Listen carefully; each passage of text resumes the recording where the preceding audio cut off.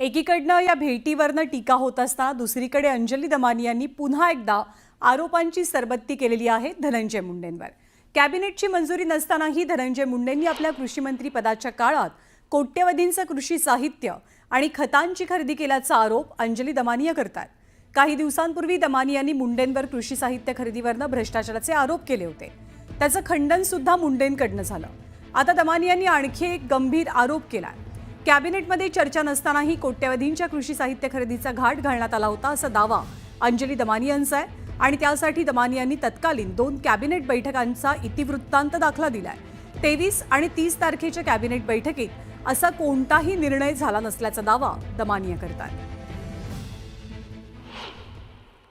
याच्यातले जे निर्णय झालेत, निर्णय नंबर 1 आणि निर्णय नंबर 2, निर्णय नंबर 2 आहे 500 कोटी अतिरिक्त निधी मिळावा, म्हणजे हे सगळं सोडून आणि एक 500 कोटी मिळावा असा होता।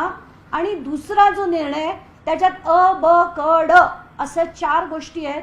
त्याच्यात कुठेही 200 कोटीचं नवीन आपण प्रस्ताव करतोय, त्याला शासन मान्यता देतोय असा शासन निर्णय झालेला नाही।